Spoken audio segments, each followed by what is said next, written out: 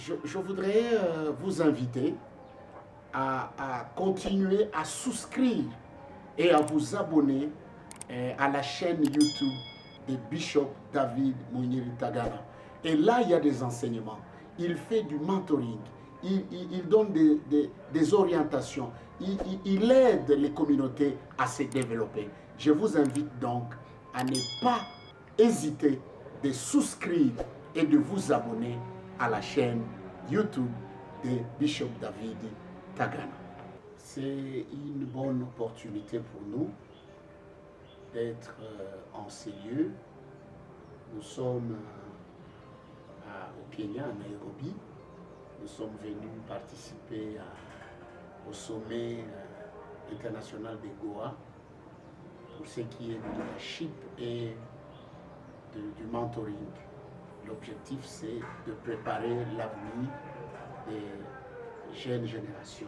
Je m'appelle Valérie Kitwana Shibari et lui, il s'appelle Paul Valérie Kubuya Shibari. Nous venons de Goa, RDC.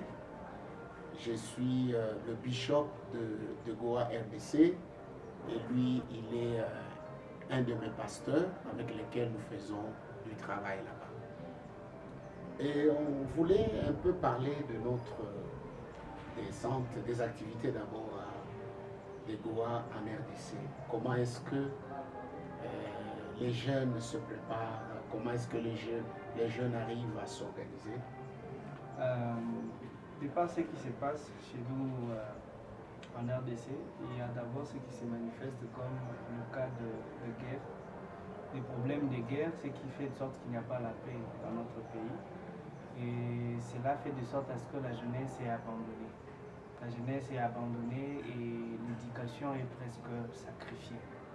Et nous, en tant qu'Église Goa, nous avons cette mission-là d'encadrer la jeunesse, cette mission de suivre la jeunesse et de leur parler de la part du Seigneur, mais aussi de leur ramener dans le voie qui peuvent les aider pour leur avenir. C'est une très bonne chose.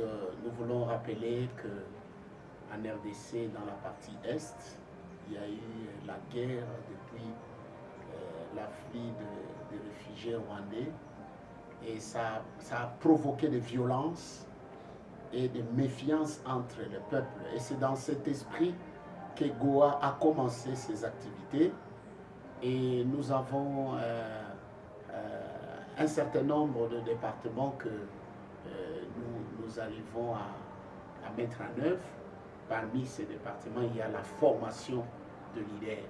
Nous pensons que si la jeunesse est préparée avec la formation, ça peut nous donner de l'espérance pour l'avenir. Et c'est dans ce cadre, je crois, que nous avons effectué dernièrement un voyage missionnaire vers l'intérieur de la province du Nord-Kivu, à Walikale. Tu peux nous parler un peu de ce qui s'est passé? On était avec Timothy Tagana, qui est venu du Kenya. Oui, bien évidemment, nous avons été à Walikale, qui fait partie de la province du Nord Kivu. Et elle est vraiment distante de la ville de Goma de plus de 230 km environ. Mais nous sommes allés là-bas pour équiper la vie de plusieurs serviteurs et des jeunes surtout là-bas. Et nous avons déjà une parcelle à Walikale, une parcelle, et nous avons ces projets-là de construire une église, de construire un lieu où les jeunes peuvent être enseignés et équipés dans le cadre de la formation et où aussi les serviteurs peuvent venir et apprendre aussi et s'enrichir.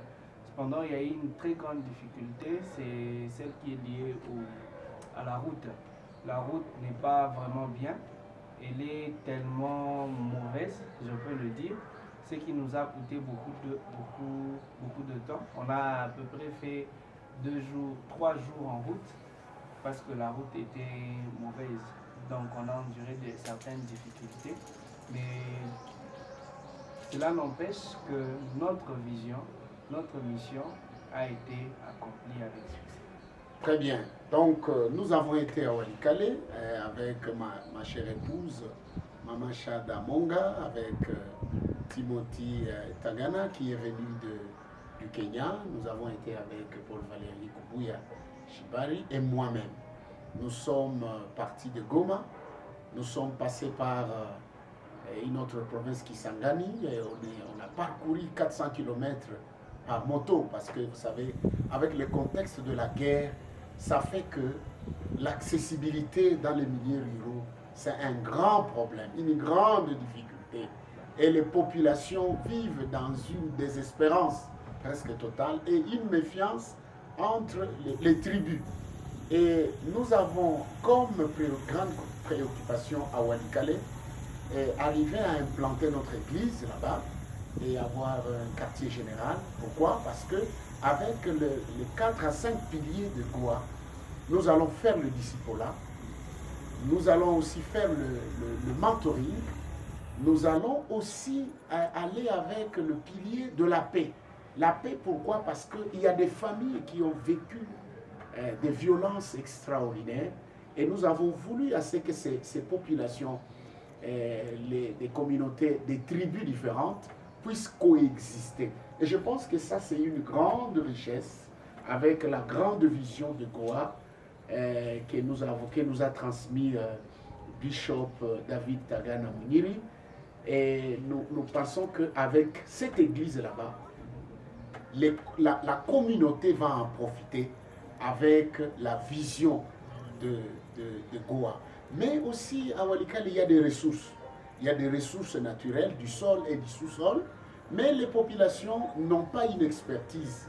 Et je pense que Goa, avec son expérience, peut aider la jeunesse, au lieu qu'elle s'occupe dans des accrochages, que cette jeunesse commence à travailler, commence à s'auto-promouvoir.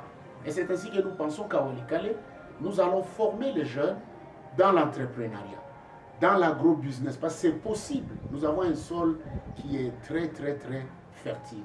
Je pense que tu as expérimenté cela et tu peux aussi dire quelque chose sur ce que tu as vu. Bien évidemment, comme vient de le dire le pasteur, la jeunesse de Walikale a besoin d'être encadrée, elle a besoin d'être orientée.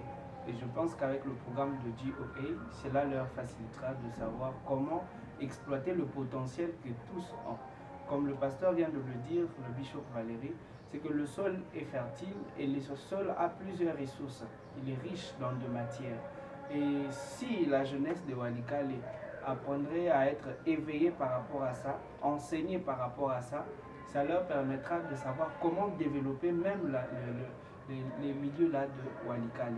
Ainsi, je pense que GOA est une aide suffisante pour le milieu de Walikale. Si nous avons un quartier général et une église construite, cela va faire développer et la vie spirituelle des jeunes et la vie sociale, la vie intellectuelle, et ça va les aider à s'épanouir.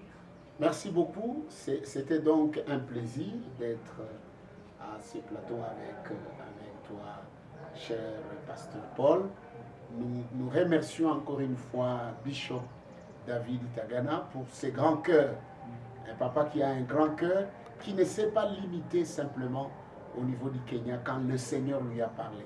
Le Seigneur lui a parlé d'aller et de faire de toutes les nations les disciples. Voilà que cette vision est en RDC et a atteint, grâce à cette formation d'History Makers Journey que nous avons organisée, ça a atteint les coins reculés de Walikale. Nous vous remercions. Merci.